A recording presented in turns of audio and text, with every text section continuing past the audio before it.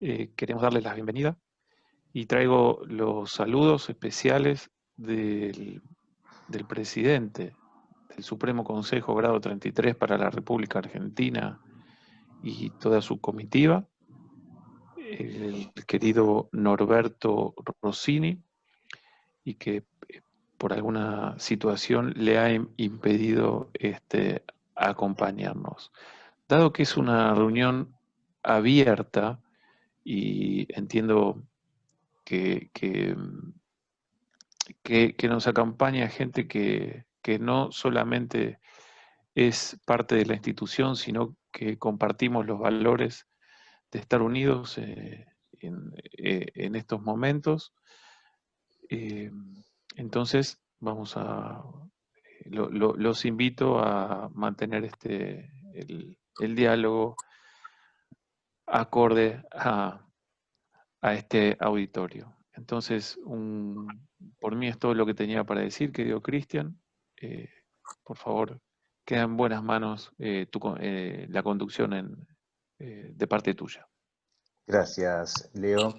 Bueno, como mencionaba al principio, hoy nos acompaña el doctor Gabriel Capitelli, que es médico veterinario de la Universidad de Buenos Aires, es licenciado en Psicología Humana, doctor en Medicina y es experto en vacunas. Además, es profesor de Biología en la Facultad de Medicina de la Universidad de Buenos Aires y es coordinador del proyecto de la vacuna COVID-19 que se lleva adelante entre Buenos Aires y Wisconsin.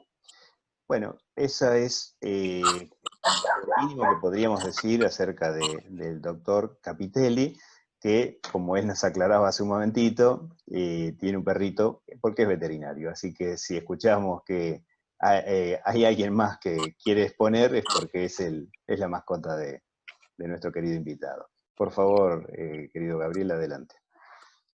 Muchas gracias, Cristian, muy amable. Gracias a los organizadores por invitarme.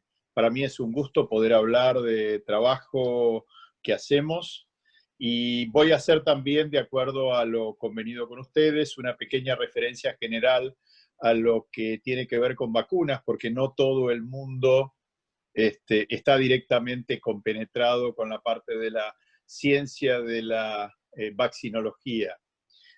2 o 3 comentarios respecto a mi background, que bueno, ya lo comentó recién Cristian. Yo desde el año 1989 que trabajo en vacunas humanas. Trabajé tanto en Argentina como en el exterior.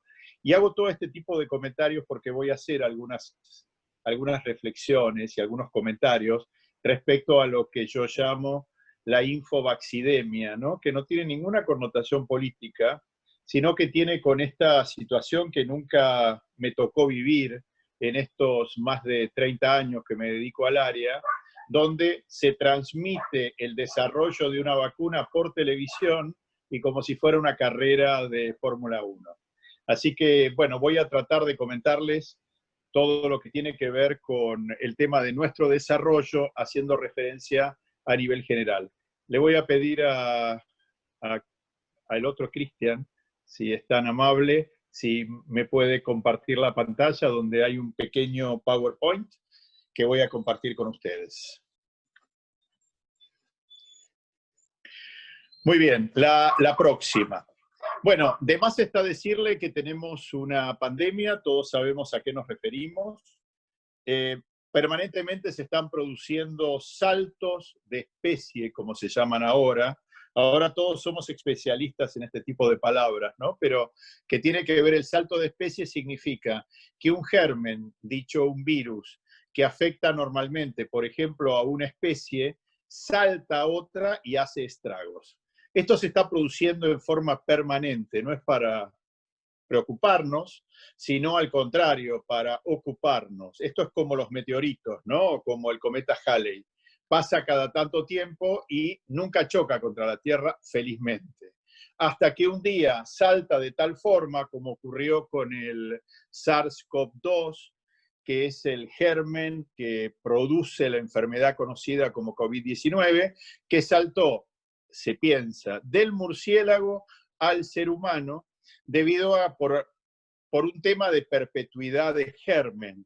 No es que el germen deseó algún día malignamente destruir la raza humana, sino que encontró un territorio fértil como para desarrollarse. La próxima, por favor.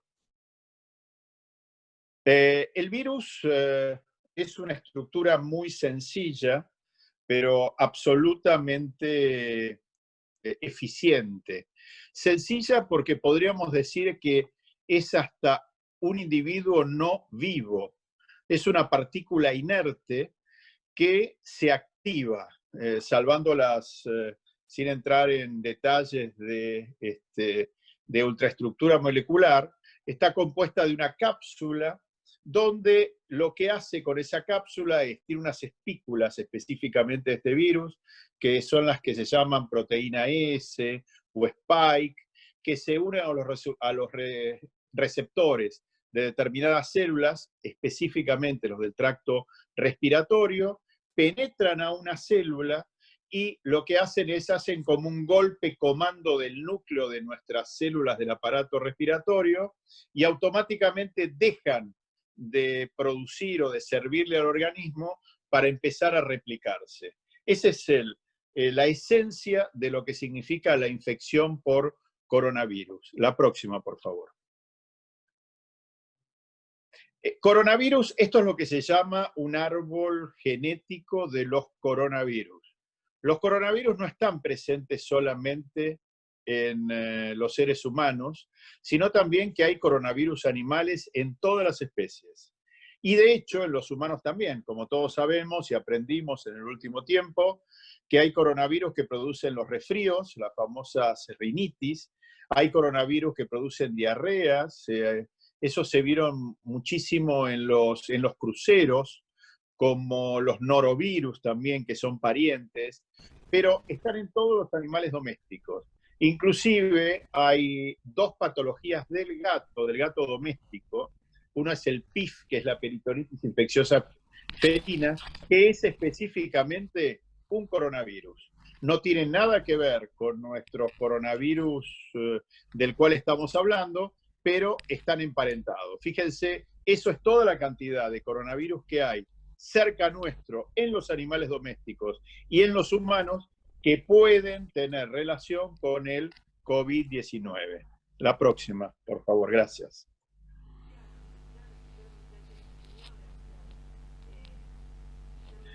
Es importante cuando nosotros mencionamos el tema de SARS-CoV-2 porque hubo un SARS-CoV-1, que nosotros lo llamamos SARS, que también vino de los murciélagos, que se originó en el sudeste asiático y que hubo un organismo intermediario entre el murciélago y el humano.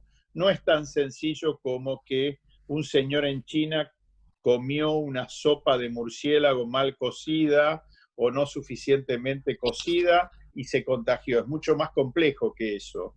Hubo un organismo intermediario o vector que se llamó pangolín, que aparentemente, bueno, contagió al humano.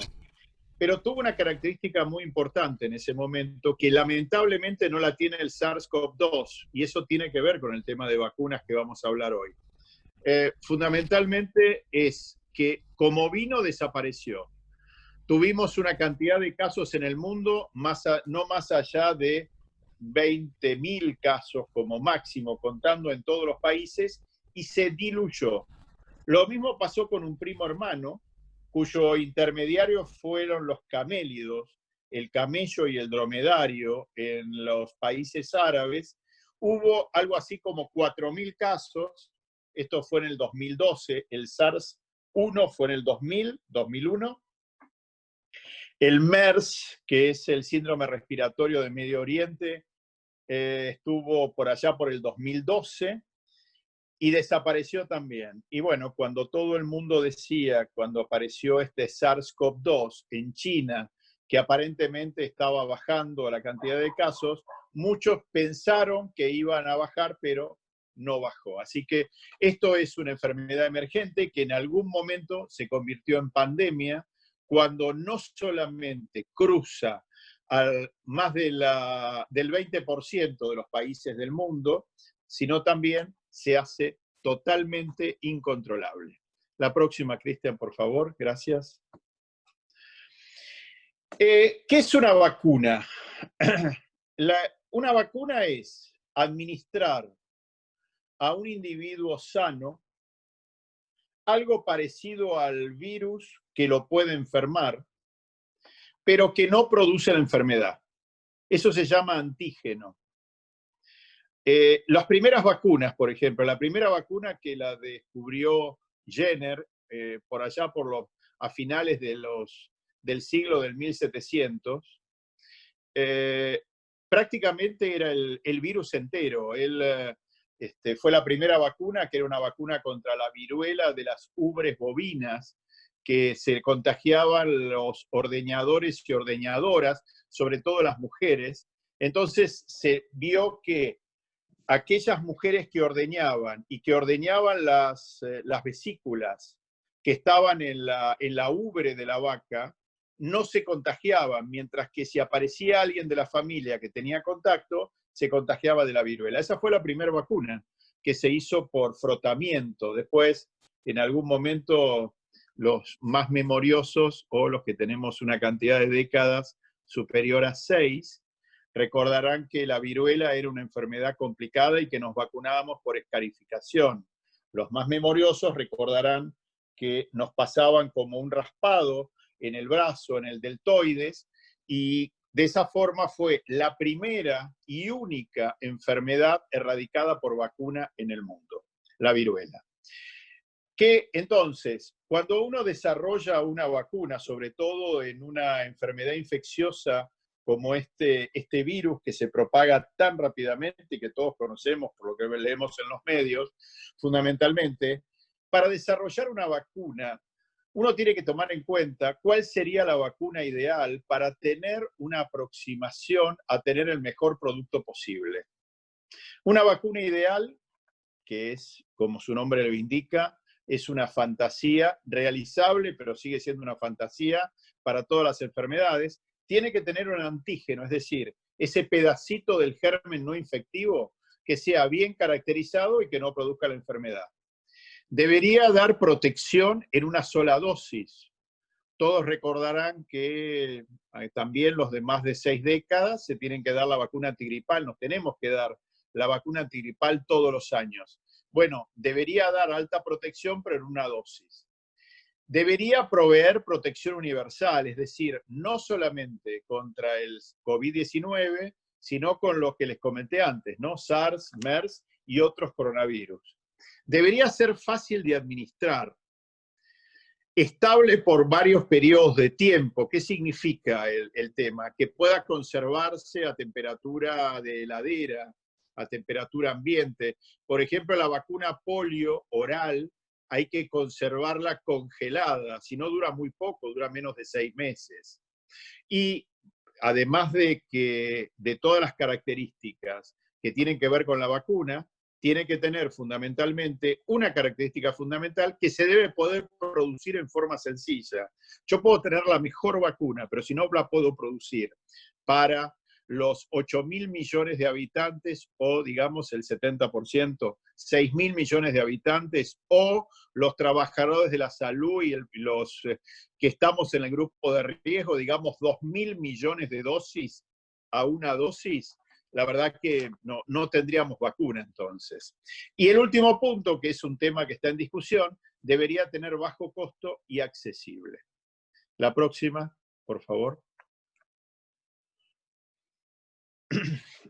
Diferentes vacunas en general. Voy a hablar en general antes de hablar de la vacuna que estamos desarrollando o co-desarrollando en la Universidad de Buenos Aires con un equipo de investigación mixto que ahora les voy a contar. Pero antes vamos a ver qué tipos de vacunas hay desde tiempos inmemoriales. Digamos, la gran explosión en la cantidad de vacunas fue en el siglo XX. Debe haber vacuna contra unas entre 50 y 55 enfermedades, depende porque hay algunas que protegen en forma cruzada. Si ustedes piensan que la humanidad tiene su historia es milenaria, pero que la primera vacuna fue en 1796, no hemos avanzado mucho en el tema de la vacuna, sobre todo en la vacuna viral. Cuando la enfermedad es bacteriana, no tenemos mucho problema porque se protege a través de un antibiótico. Cuando la enfermedad es viral, no siempre hay un antiviral. Hubo un antiviral para gripe, no existe ningún antiviral para el coronavirus.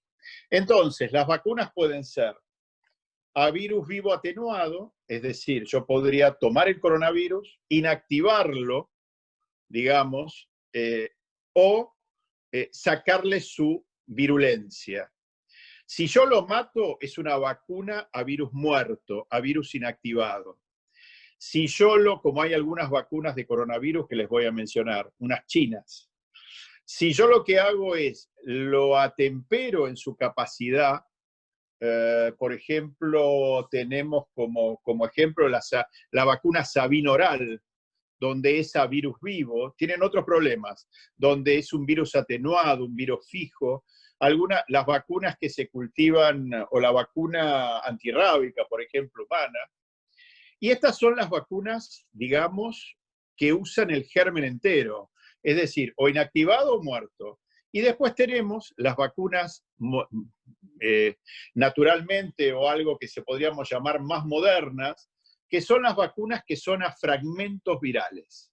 Eso se ve muy bien en las vacunas antigripales. Hay vacunas que se llaman azuvirión, que tiene una estructura que no llega a ser un virus, split, que está fraccionada, y otras vacunas que se llaman recombinantes, que son las que vamos a hablar hoy.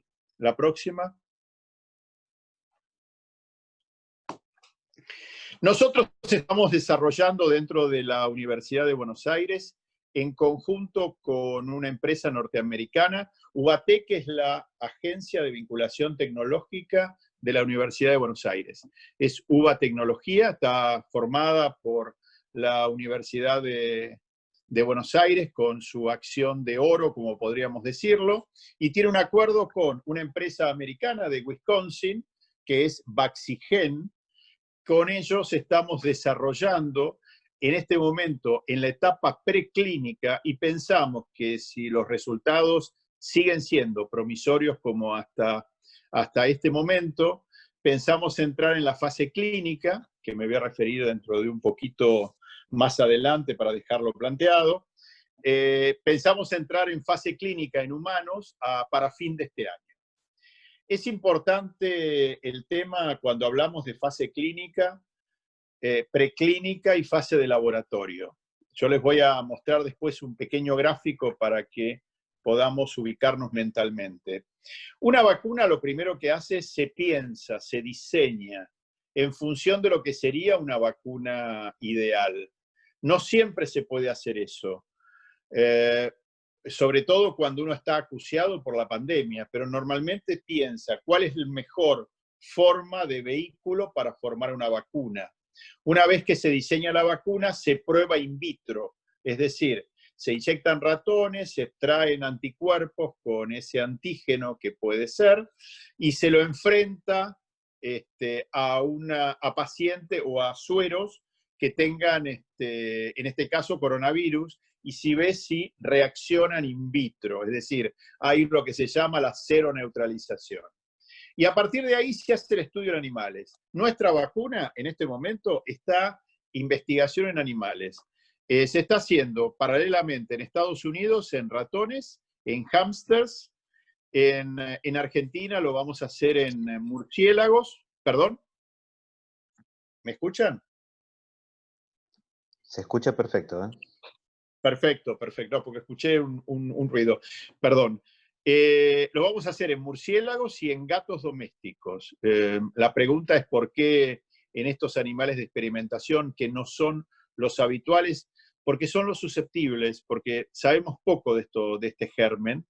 Y la verdad que una de las cosas que estamos trabajando en conjunto con FDA de Estados Unidos, por supuesto, y con ANMAT en Argentina, y sabemos que, bueno, fue uno de los requerimientos hacerlo en especies susceptibles para saber si esta vacuna es inmunogénica. Es decir, si Si yo la vacuna experimental la inoculo a determinados animales, si producen anticuerpos y si esos anticuerpos son neutralizantes. La próxima, por favor. Bueno, este es el equipo de investigadores de Wisconsin, dirigidos por el doctor Jorge Osorio, que es también un colega veterinario. Él es colombiano, vive hace 30 años en Estados Unidos y tiene una característica, más allá de la amistad que me une con Jorge de hace muchos años, fue el que desarrolló la vacuna de dengue de Takeda Biochemicals, o Takeda Chemicals, que la está lanzando ahora. Y esa vacuna, que está en fase 3, listo para ser lanzado y aprobado por FDA, es una vacuna que permitió a su grupo de investigación darle toda la experiencia como para poder diseñar nuevas vacunas. Aquí estamos nosotros, los investigadores en Buenos Aires, la doctora Silvia Colavecchia, la doctora Silvia Mundo. Lo estamos haciendo en 2 bioterios, en uno con murciélagos separados, que es el bioterio del Instituto Roffo, que de la Facultad de Medicina de la Universidad de Buenos Aires, y el otro es el bioterio que tenemos en el Centro de Vacunas de la Cátedra de Inmunología de la Facultad de Ciencias Veterinarias, donde trabajamos también con otras vacunas. La próxima, Cristian, por favor, gracias.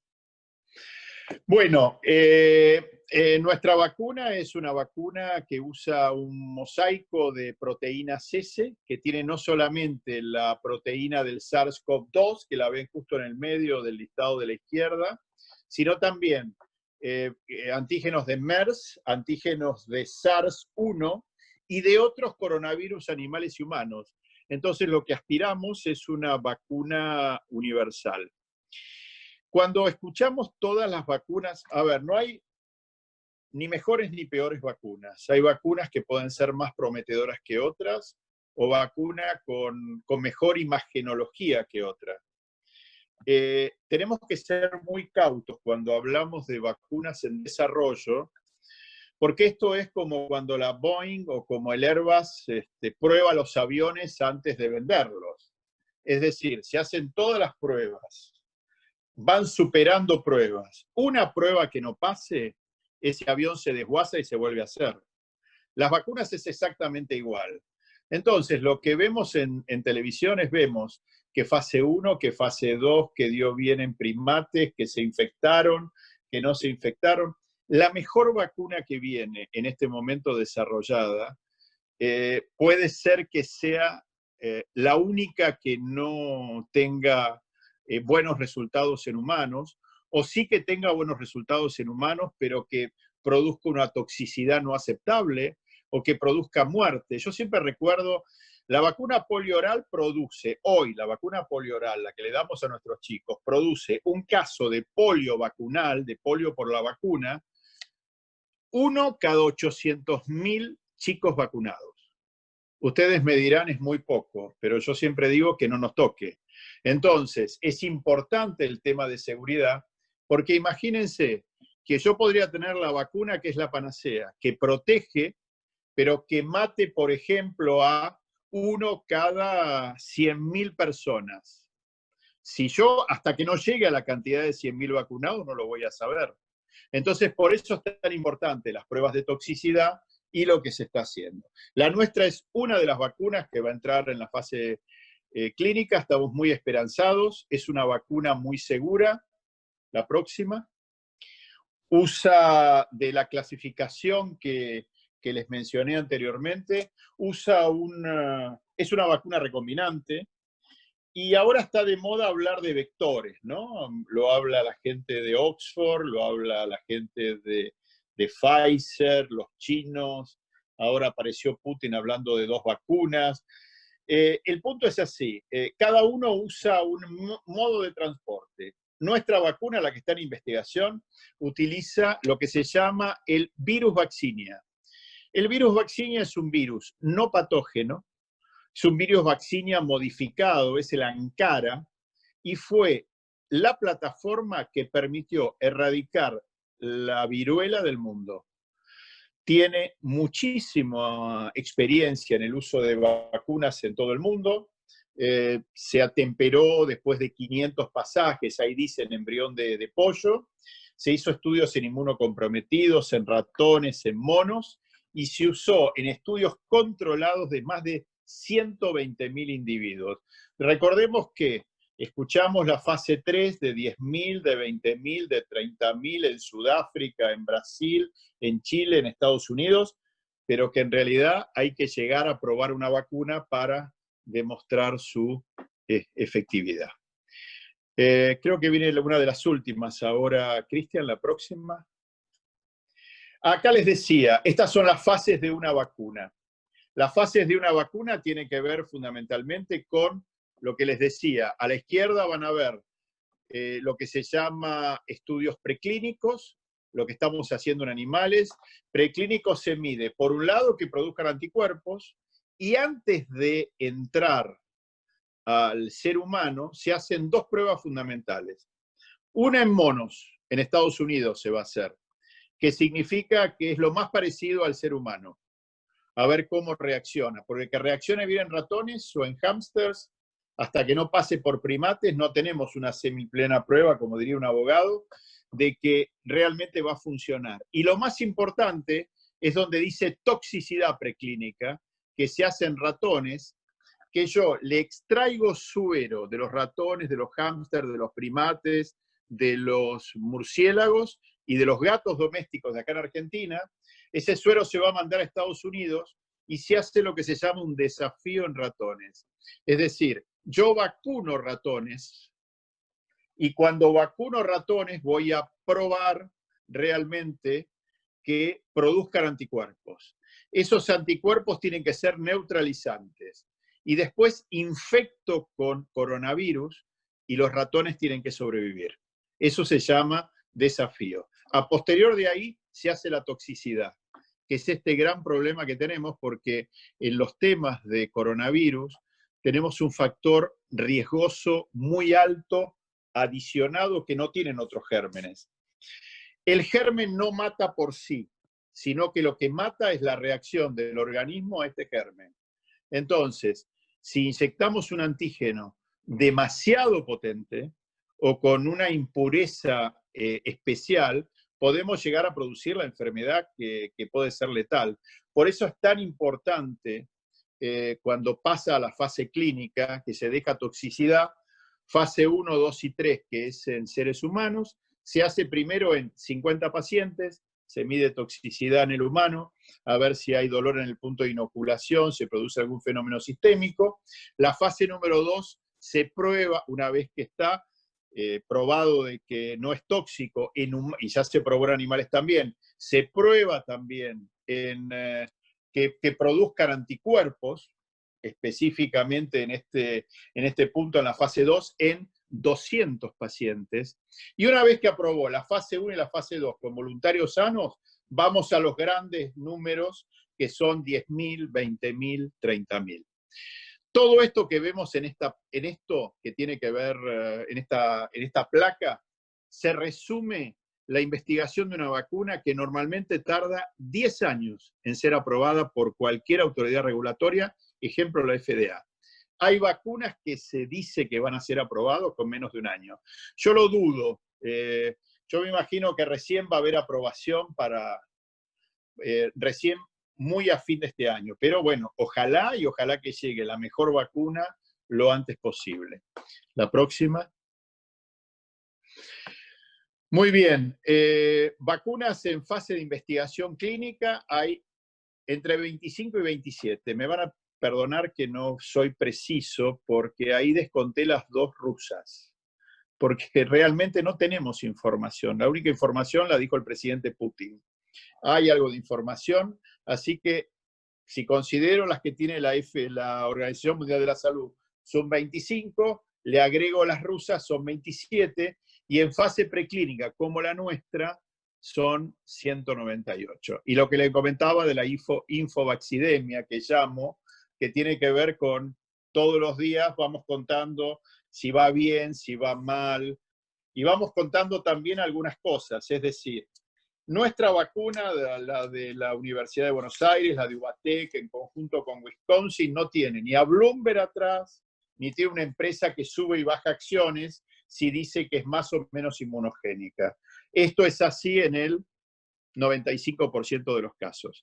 Entonces, hay algunas empresas que seguramente se pueden beneficiar con estos avances o estos comentarios o estos reportes de 50 pacientes. Por lo tanto, a ver, es muy bueno que tengan muy buena, aún con 50 pacientes, pero como yo les dije, hay que esperar y todas las vacunas, inclusive la nuestra, podría no avanzar en cualquier momento si alguna de las cosas salen mal.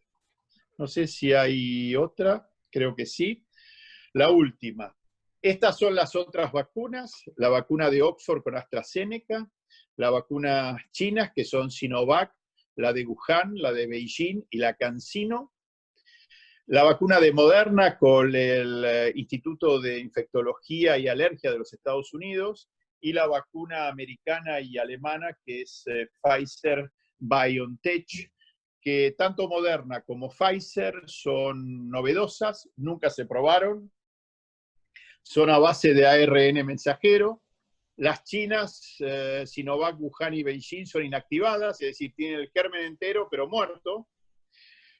CanSino y Oxford lo que tienen es fundamentalmente es una vacuna recombinante también vectorial. Una usa un adenovirus, que es un virus con una forma determinada del chimpancé, y el otro un adenovirus humano. La última, creo que no hay más. Muy bien, muchas gracias. Espero haber sido claro en los conceptos y, por supuesto, estoy abierto a preguntas si las hay. Muchísimas gracias, estimado Gabriel. Sí, por supuesto, clarísimo. Para los que somos totalmente legos, así que me imagino que para los especialistas que hay acá acompañándonos debe ser mucho más claro, así que concedemos la palabra por si alguien quiere hacer alguna consulta, sencillamente abre el micrófono y la realiza.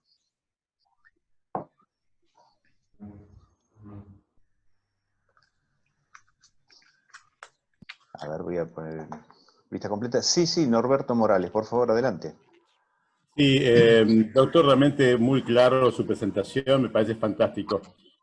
Últimamente está en presentación en televisión, o por lo menos en los medios informativos, de que se va a iniciar una fase en el hospital militar. ¿Eso es con vacunas, es con sueros? Por favor, acá si me puede aclarar el informe, por favor. Sí, como no, la vacuna, a ver, en el país lo que está confirmado es que el laboratorio Pfizer con el laboratorio BioNTech, que son socios, van a iniciar una parte de esa fase clínica en Argentina, que es una parte de la fase 3 de 2.000 pacientes. Es con la vacuna experimental de Pfizer, exactamente.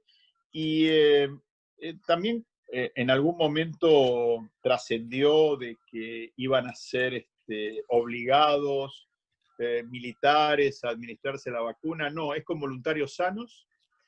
El equipo de investigación es muy serio y ya comenzó el reclutamiento. Así que conozco gente que ya está en contacto, que ya... A ver, para hacer fase 3, para ser voluntario sano, uno se tiene que presentar para esto, para cualquier vacuna, y lo tienen que aceptar, porque primero hay que hacer un perfil sanguíneo y de clínico para ver si no tiene ninguna enfermedad concomitante, y a partir de ahí se lo ingresa. Es con una vacuna y calculo que ese estudio de fase 3 va a demorar más de 6 meses a un año, porque es una de las cosas, ¿no? Muchas vacunas dicen vamos a tenerla a fin de año o ya para fin de año vamos a tener resultados. Hay que aprender a escuchar cuando alguien... una cosa es cuando un investigador lo comenta, ¿no? El investigador es mucho más cauto, habla de los hallazgos o lo publica a través de alguna prestigiosa revista internacional.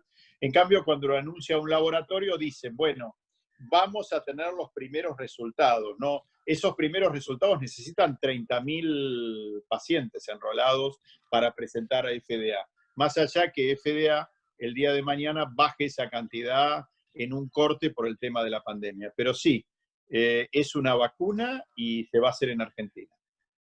Muchas gracias, doctor.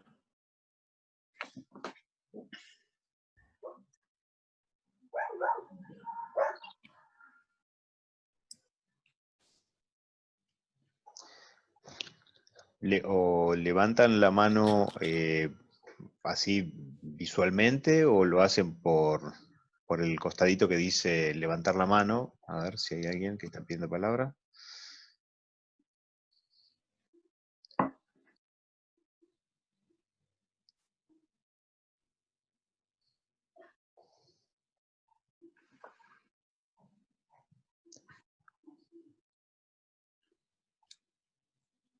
Vi algunos mensajes, Sí, ¿puede sí. ser?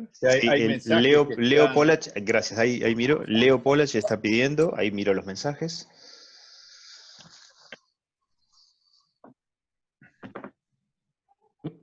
Muchas gracias, Cristian. Muchas gracias, doctor. Un lujo, muy claro. Yo le quería consultar si en su generosidad nos puede expandir o iluminar o aclarar un poco con el tema de este super suero que se habla de tema equino y eso. Por ahora es todo. Gracias. Como no, es complementario de las vacunas y es, a mi entender, junto con el plasma o con el suero hiperinmune humano, los dos tratamientos que tenemos muy promisorios. Uno que se está aplicando ahora y este que está en investigación. El suero humano no es otra cosa que lo que se llama inmunización pasiva. Es decir, en vez de dar una vacuna, como no existe una vacuna, y la vacuna hay que darla como preventivo, no sirve como terapéutico, porque uno lo que hace el tema fundamentalmente que produzca anticuerpos es justamente el tema, la estimulación del sistema inmunitario. Entonces, lo que se hace es se le da anticuerpos de otro individuo para que neutralice el virus y se pueda curar. Como la cantidad de suero y de anticuerpos que se saca de humanos que pasaron la enfermedad no es lo suficientemente grande porque no se obtiene, hay un nuevo proyecto, a mi entender también muy promisorio, que es utilizar una vieja técnica de producción de vacuna antitetánica, que es la de estimular o de inyectar antígenos de coronavirus a un caballo. Se inyecta al caballo, el caballo hace anticuerpos frente a ese coronavirus. Esos anticuerpos no son homólogos, se llaman heterólogos, por lo tanto tienen impurezas. Los más memoriosos, esto parece un volver a vivir, pero ¿ustedes recuerdan que cuando nos dábamos la vacuna antitetánica cuando éramos chicos no podíamos comer carne durante 21 días? Los millennials, si nos están escuchando, deben de sonreír en este momento, pero era justamente por eso, porque mientras que tuviéramos el suero antitetánico producido en caballos en ese momento, podría reaccionar y hacer un shock. Bueno, aquí lo que se hace es, se inyecta a caballos el antígeno, se recupera los anticuerpos, se los filtra, se los purifica y se lo administra a seres humanos. Tiene una gran ventaja, que a diferencia de los seres humanos, que uno puede extraer muy poca cantidad de plasma, en caballos se pueden obtener litros de plasma por el tamaño de la volemia, por el tamaño de la cantidad de sangre que tiene. Así que sí, la pregunta del señor realmente es muy promisorio. Los investigadores, hay una empresa que se llama Immunova, están haciendo un estudio clínico en el CEMIC, en el Hospital Garrahan y en el Hospital Muñiz, con un protocolo de estudio clínico ya en fase 1/2, están por entrar en fase 3, y la verdad que mientras no llegue una vacuna, eso realmente es muy promisorio porque debería funcionar bien. Siempre, la historia con otras patologías siempre ha funcionado bien y la verdad que ellos tienen una técnica realmente pero muy, muy especial. El investigador es Linus Spatz. Así que si es eso lo que refería a la pregunta del suero equino, la verdad que es muy promisorio. Gracias. David Barbieri. Bueno, muchas gracias, Gabriel, por tu exposición. Como siempre, impecable. Para aquellos que no lo conocen, Gabriel no solo es todo lo que ustedes vieron recién, sino que él viene trabajando ya desde marzo, colaborando para ver si arreglaba algunos respiradores especialmente en el hospital de clínicas y demás para todo esto. O sea, no es solo lo que vieron en esta charla, Gabriel viene trabajando duro y parejo con esto.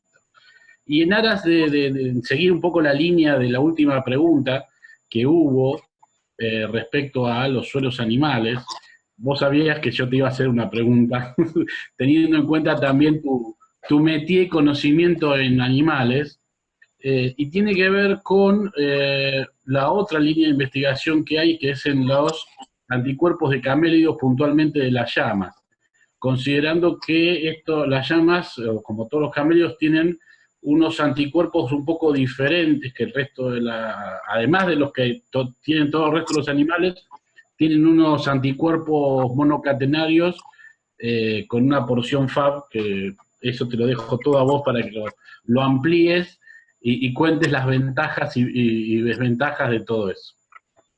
Bueno, gracias David, realmente parecería una devolución de atenciones, pero el doctor también trabaja duro y parejo desde hace muchísimo tiempo, produciendo, bueno, tanto en suero humano homólogo, como también en la producción el tema de métodos de protección, como otra gente que también nos pusimos cuando apareció la pandemia y vimos lo que podíamos hacer. Así que también quisiera agradecerte públicamente y tus palabras.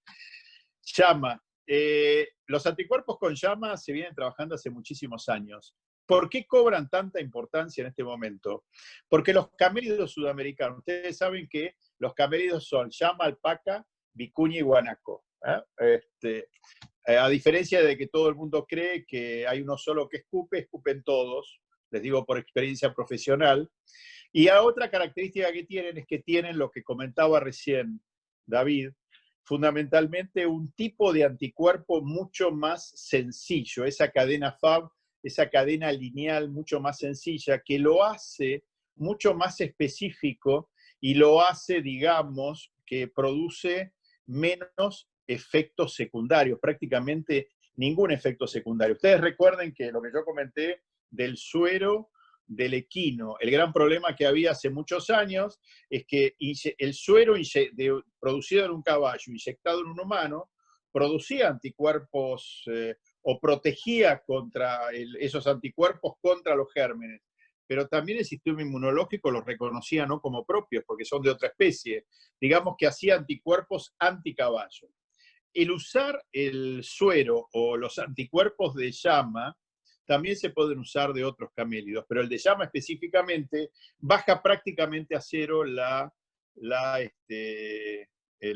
rechazo que pudiera haber, digamos, los efectos secundarios. Y el otro tema también es que la llama es especialmente susceptible a los coronavirus que afectan al humano. Ustedes recuerden que cuando yo mencioné el MERS, que es eso que afecta a los camellos, bueno, estamos haciendo también un estudio en la Facultad de Veterinaria que tiene que ver con la identificación de coronavirus en todas las especies domésticas y silvestres. Estamos muestreando con material de murciélagos, de camélidos, de llamas, de vicuña, etcétera, perros, gatos, pero especialmente son susceptibles, por lo tanto son una gran fuente de producción.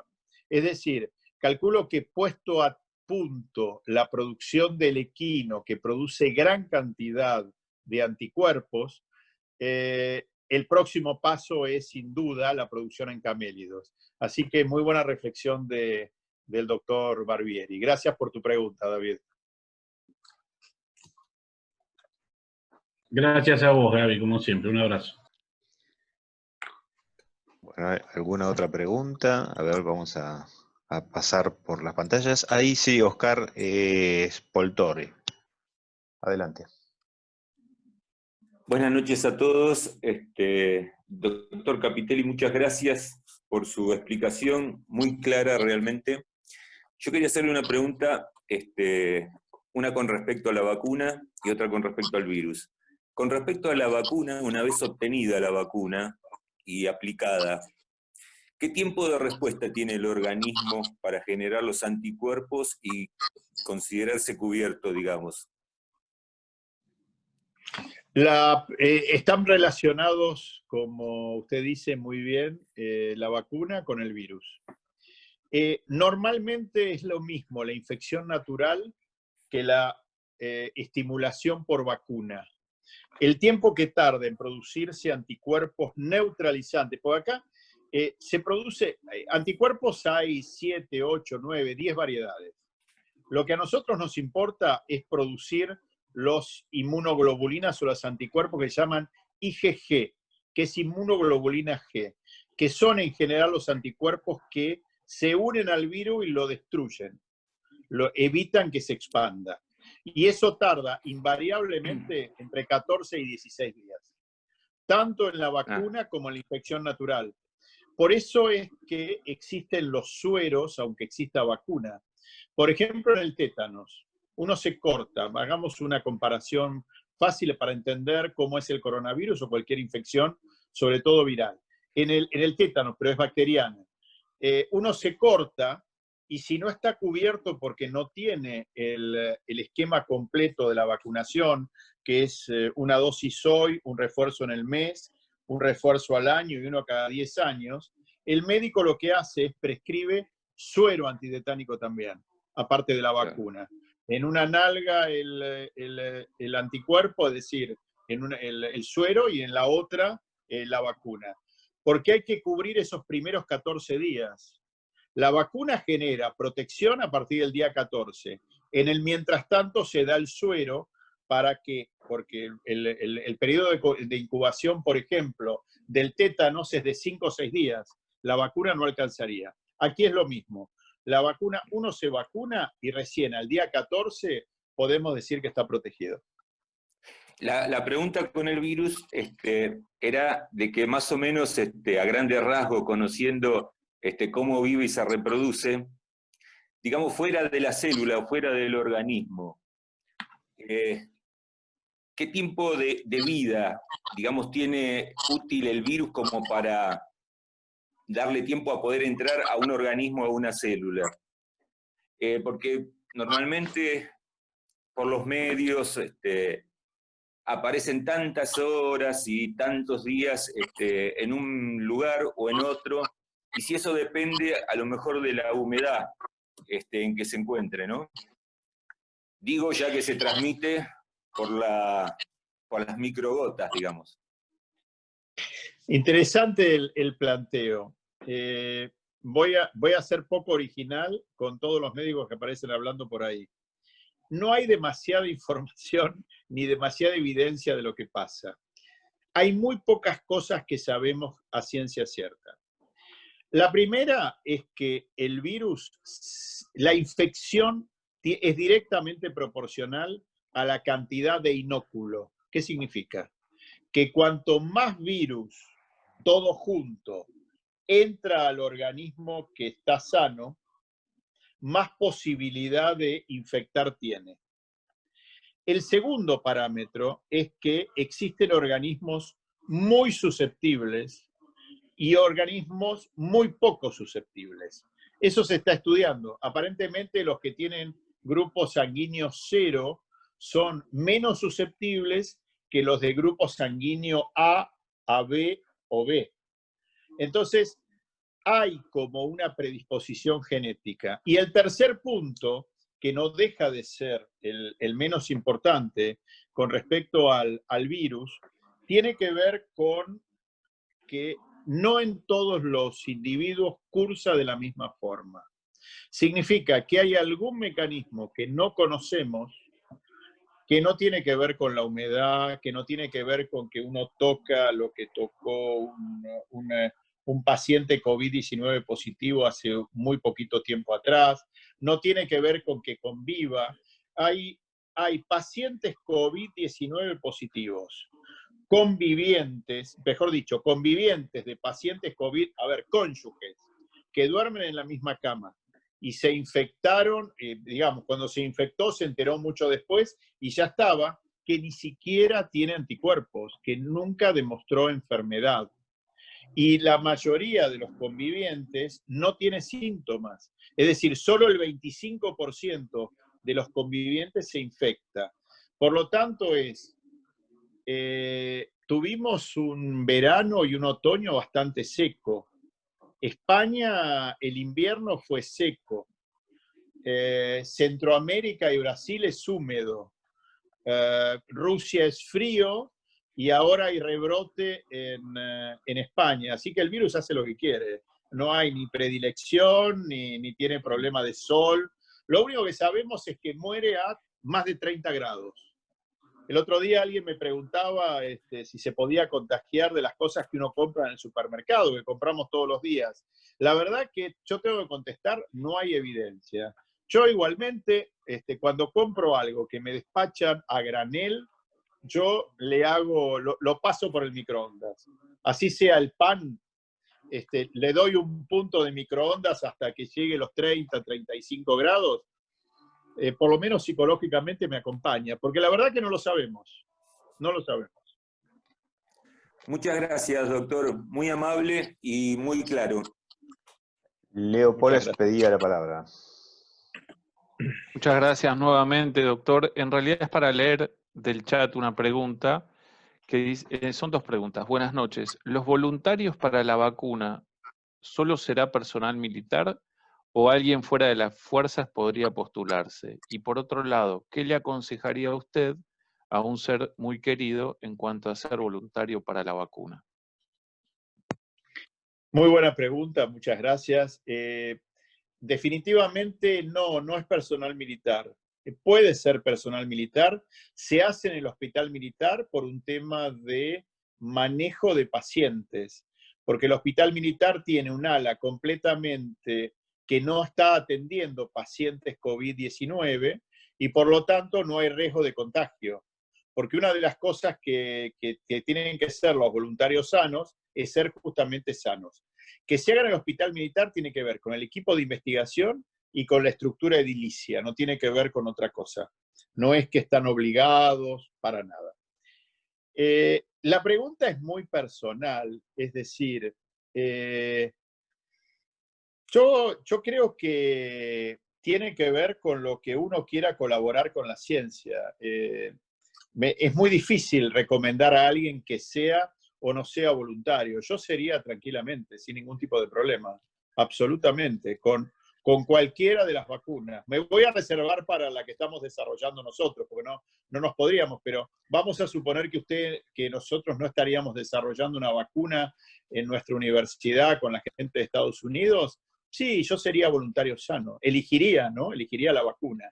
Pero bueno, tampoco hoy puedo recomendar una vacuna determinada, pero yo me inclinaría por aquellas vacunas que por lo menos con plataforma ya han sido probadas, ¿no? Una vacuna inactivada, una vacuna que se haya utilizado en otro vector, que tenga mucha experiencia, porque ahí el problema es la toxicidad.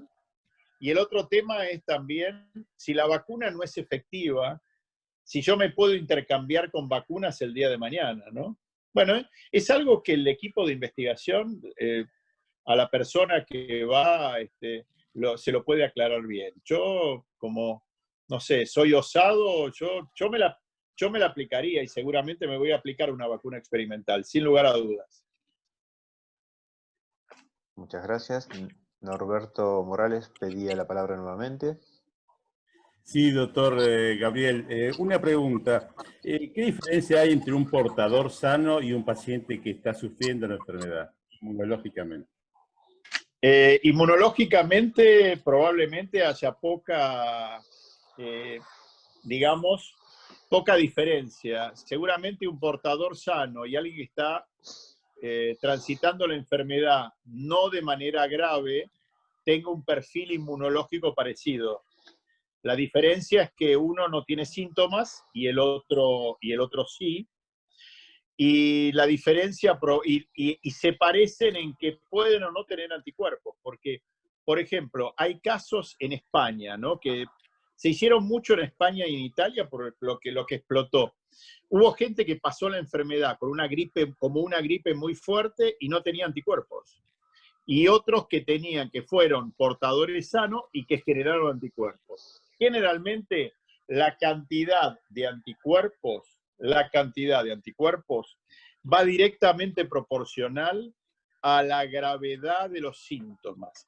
Cuanto más síntomas expresa o cuanto más grave es el paciente, si sobrevive, tiene mayor cantidad de anticuerpos. Lo que no sabemos es cuánto duran, porque desaparecen de la sangre, pero pueden ser que estén latentes, ¿no? Eso se llama respuesta latente. Esto es lo mismo que en la hepatitis A. Uno se vacuna con la hepatitis A, estamos a más o menos unos 20 años de la primera o 15 años de la primera vacuna de hepatitis A, y en ese momento se daban 3 dosis. Un refuerzo, una hoy, un refuerzo a los 6 meses, y después se daba cada 5 años. Después se sacó cada 5 años, y ahora se da una sola vez en la vida. ¿Por qué? Porque cuando uno revacuna o toma contacto con la hepatitis A, la respuesta es tan alta que está protegida. Es como si estaría acantonado el sistema inmunológico esperando que vuelva la hepatitis y salga. Del coronavirus, lamentablemente, no lo sabemos, Norberto. Una pregunta más y abuso de voz. Un paciente que ha sufrido la enfermedad, bueno, un paciente que ya ha sufrido la enfermedad, ¿puede volver a enfermarse? No hay casos. Aquellos que tuvieron una reinfección, hasta ahora todos están diagnosticando que hubo un error en el primer diagnóstico. No hay casos, ni siquiera con inmunocomprometidos. Puede haber alguno que esté bajo investigación, pero no. Por lo menos no hay reinfección dentro del corto tiempo, porque es una enfermedad que tiene 8 meses. Bueno, vamos a darle la licencia a los chinos, como dicen por ahí, que en realidad no apareció en diciembre, sino apareció antes. Igual, no tiene un año. Así que no lo sabemos. Muchas gracias. Por favor. Bueno, en el chat no hay más preguntas. A ver, voy a recorrer si hay alguien más que esté pidiendo la palabra. Sí. Pido la palabra. Sí, por favor, adelante. Israelian es mi apellido. Para mí, ¿puedo hablar? Sí, adelante, por favor, sí. ¿Se me escucha bien? Se escucha muy bien. Gracias. No, quería preguntarle al doctor que salió una información hace poco en internet que hay que tomarlo con pinzas, como todo tipo de información de ese medio, que Rusia estaría muy próximo a tener ya la vacuna y destinarlo principalmente a los países de Latinoamérica, como una forma de colaboración. ¿Ustedes conocen algo de eso? ¿Se tiene algún conocimiento sobre eso? No hasta el momento. La primera noticia que tomamos contacto, la comunidad científica, por lo menos lo que sería de esta parte del mundo, fue cuando el presidente Putin anunció que tenía 2 vacunas, y que había una que ya estaba aprobada. La verdad que no tengo... A ver, nosotros nos guiamos por la publicación en revistas científicas rusas, americanas, europeas, japonesas, de todo el mundo. Y yo por lo menos no identifiqué hasta el momento ninguna publicación respecto a esta vacuna. Así que la verdad estamos sorprendidos. Como dije hace un rato, ojalá funcione. Y sí, dijo eso el presidente Putin. El presidente Putin dijo que la ponía a disposición de todo el mundo, especialmente para América Latina y los países con dificultades. Sí, sí. Porque ese es el tema, ¿no? Nosotros podemos tener a ver, Moderna puede tener la vacuna de Trump en noviembre, Oxford en octubre o en septiembre, pero hay que producirla. Y hay que producirla para 6.000 millones de habitantes en el mundo. Si es una dosis, serían 6.000 millones de dosis. Si son 2 dosis con diferencia de un mes, son 12.000 millones de dosis.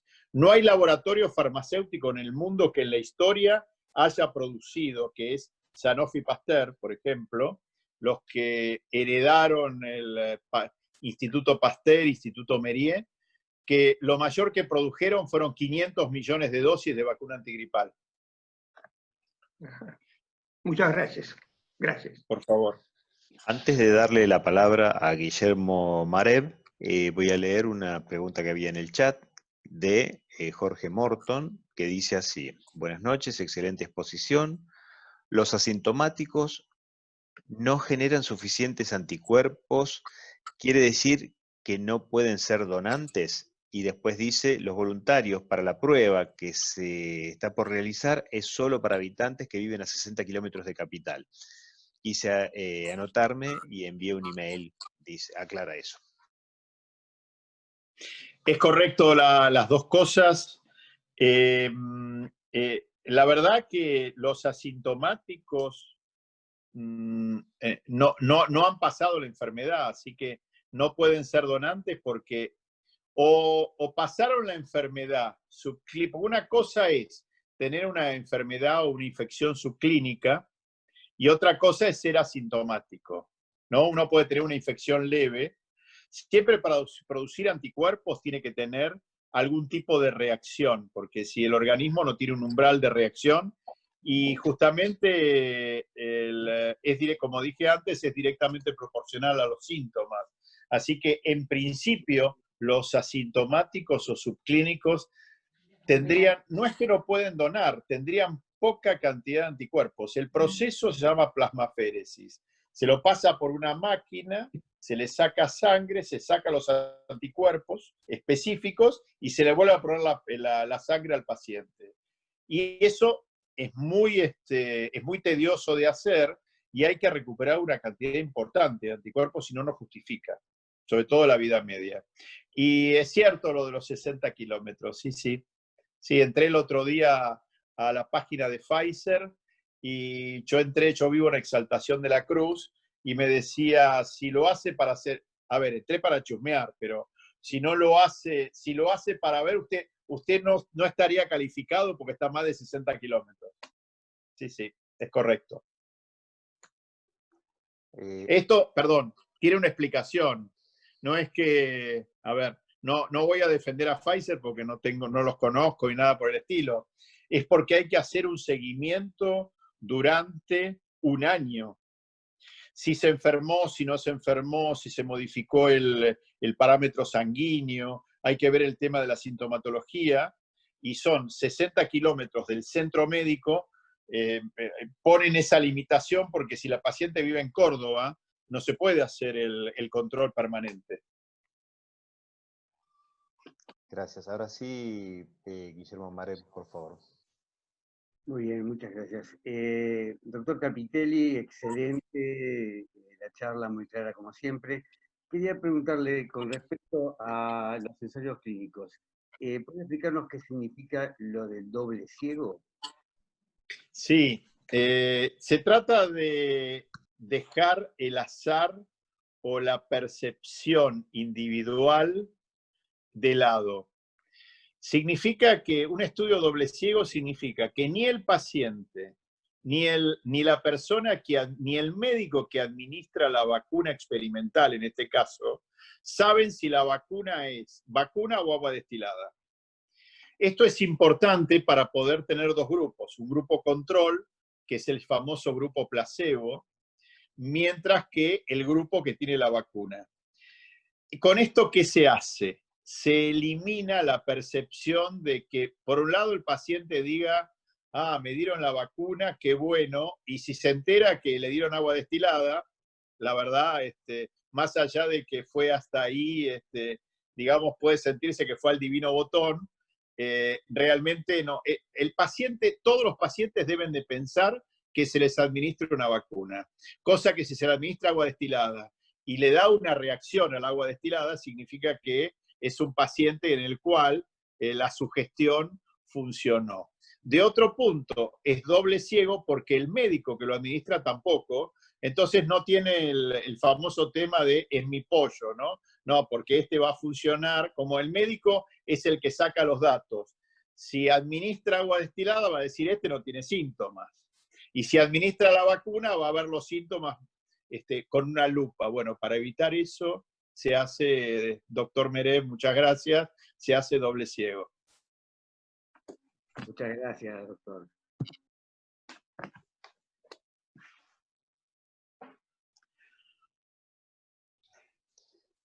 Estoy viendo si hay alguna pregunta más. Ya estamos pasada 1:15. Ahí Rubén Rañó pide la palabra, así que por favor adelante. Bueno, muy buenas noches a todos. Muy buenas noches, querido Gabriel. Excelente, excelente la disertación. Agradecerte por la charla y agradecerte también por el trabajo que estás realizando. Mi pregunta es la siguiente. En esta fase de experimentación, ¿están incluidos también los pacientes que tienen comorbilidades? Por ejemplo, diabetes, hipertensión, cardiopatía, ¿o están descartados? Y en caso de que estén descartados, ¿es por el estudio doble ciego o por alguna otra cuestión? Querido Rubén, muchas gracias por la pregunta. No, no están descartados. Justamente la fase 3 es una fase que se mide inmunogenicidad, es decir, protección, se miden efectos secundarios en grandes cantidades. Es lo que le decía, a ver, nadie mide muertes, pero es lo que le decía de la vacuna polio, que 1 cada 800.000, entonces se hace en grandes cantidades de gente, de voluntarios sanos para medir eso, y las comorbilidades, es decir, si tiene diabetes, si tiene POC, si tiene otra, no se descarta, ni siquiera si son inmunocomprometidos, se anota. Es decir, después se puede hacer algún estudio específicamente en grupo de pacientes diabéticos o inmunocomprometidos. Pero las comorbilidades, en principio, por lo que sé, del protocolo de Pfizer y de BioNTech, es BioNTech, la empresa alemana, la que lo diseñó el protocolo, no, al contrario, hay que consignarlo, ¿no? Así que no se descarta. Se descarta si es a más de 60, por lo tanto los de exaltación de la cruz estamos afuera, eso sí, pero los diabéticos no. Bueno, muchas gracias, Gabriel. Era esa Gracias, la pregunta. Gracias. Acá hay otra pregunta en el chat que dice, ¿se habló de alguna relación de inmunidad de buena respuesta con los que recibieron la vacuna BCG? Si quiere ampliar a alguien, si José Luis Calderón quiere tomar la palabra y expresarlo con mayor claridad por si no se entendió.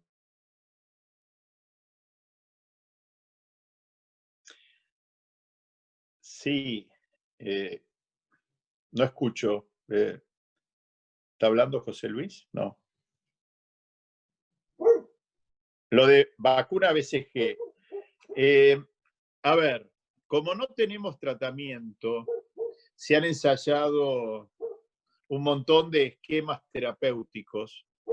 Y uno de los esquemas terapéuticos, la BCG, se utiliza hiperconcentrada 5 veces. Bueno, para todos, la vacuna BCG es la que protege contra la tuberculosis. Es el bacilo Calmette-Guerin. Es el bacilo viejo de Robert Koch. Y se utiliza en otras patologías, por ejemplo, en el cáncer superficial de vejiga. Es el Malbrán que lo produce durante hace mucho tiempo. Hay un producto que por instilación local a través de la uretra se puede tratar el cáncer superficial de vejiga. El tipo de inmunidad celular que produce la BCG, acá no es humoral, no es a través de, digamos, de anticuerpos, sino a través de células, las dos, ¿no? Pero que a través de células, eso favorecería, digamos, la protección frente a las enfermedades respiratorias. Pero todavía está muy en pañales, todavía no hay trabajos concluyentes. Yo leí 2 trabajos, uno con 7 pacientes y otro con 90 y pico, 97, 98, una cosa así. Sí está registrado, pero entra también dentro de la hidroxicloroquina, la citromicina, lo que se le da a los perros, ¿no? La ivermectina, el antiparasitario, todas las cosas que salieron los antivirales. Sí está publicado, pero hay muy poca casuística.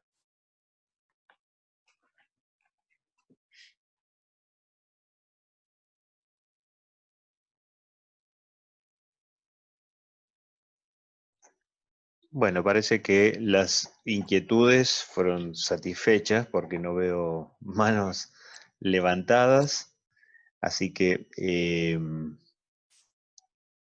si quisieras, Gabriel, redondear en algún aspecto que pudo haber quedado a ese momento para que después, si no, nos vamos a ir despidiendo y por supuesto agradeciendo tanto a los presentes como al tiempo que nos dedicaste. Cristian, al contrario, para mí fue un gusto. Gracias por participar. Gracias a los organizadores que tuvieron la generosidad de invitarme. Y bueno, quedo a disposición para en el futuro de seguir acercando la información que podamos recabar, no solo de los demás proyectos, sino del nuestro. Una vez más, muchísimas gracias. Bueno, gracias. Y Leo, no sé si pudieras darnos un cierre entonces a esta noche, te agradecería. Bueno, muchas gracias, Cristian, doctor, muchísimas gracias. La verdad, su generosidad, su capacidad, su didáctica, pedagogía y sobre todo su capacidad de síntesis. En realidad, los agradecidos somos nosotros, ha honrado el espacio, lo ha enaltecido, subió mucho la vara, así que vamos a aceptar su propuesta de continuar. Este es un espacio de acción abierto, inclusivo, federal a todo el país e incluso hemos recibido saludos de países de la región. Por mí es todo. Queda, por supuesto, para usted abierto esto y a corazón abierto hablamos. Y en este espacio de acción lo que cuando fue creado, que fue a los pocos días de que se declaró la pandemia aquí en Argentina, fue derivando en acción concreta y la necesidad de contar este tipo de espacios. Muchas gracias, espero que continuemos. Y Cristian, por favor, queda en ti el cierre formal. Gracias. Bueno, muchísimas Gracias a gracias. todos. Gracias, Leonardo. Gracias, doctor Capitelli. Gracias a todos, a las autoridades del Supremo Consejo y otras autoridades también de la Gran Logia que vi y demás cuerpos que nos están acompañando, aparte de a todos aquellos amigos y amigas que comúnmente se anotan para escuchar las más que interesantes y sobre todo ilustrativas exposiciones que nos hacen quienes nos vienen acompañando. Muchísimas gracias y buenas noches.